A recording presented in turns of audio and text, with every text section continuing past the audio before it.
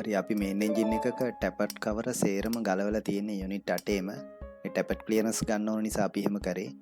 දැන් මේ ඔයගලන්ට පේන්නේ පුෂ් රොඩ් එක. පුෂ් රොඩ් එකෙන් තමයි රොකර් ආම්ස් මූව් වෙන්නේ ඉහළට පහළට. මේ පේන වගේ නිල් පාට ස්ප්‍රින්ග්ස් තියෙන්නේ. ඉන්ලට් වෑල් දෙකයි එක්සොස් වෑල් දෙකයි මේ එක හෙඩ් එක තියෙනවා. ඔයගලන්ට පේනවනේ එක්සොස් තර්මෝමීටර් එකක් තියෙනවා. තව PT100 සෙන්සර් එකක් තියෙනවා. ඉතින් ප්ලෑන් මේන්ටනන්ස් ෂෙඩියුල් එකේ හැටියට අපි මේ ටැපට් ක්ලියරන්ස් ගන්න ඕන. පීරියොඩිකලි ගන්න ඕන එක. ඉතින් ප්ලෑන් මේන්ටනන්ස් ෂෙඩියුල් එකේ හැටියට කරන්න තියෙන ඉන්ස්පෙක්ෂන්ස් වලින් එකක් තමයි ටැපට් ක්ලියරන්ස් චෙක් කරන එක. මේ වගේ ගොඩාක් තියෙනවා. අපි එකින් එක ඉදිරියේදී කතා කරමු. මේ තියෙන ඉන්ඩිකේටින් කොක් එක සිලින්ඩර් හෙඩ් එකේ උඩ තමයි මේක තියෙන්නේ.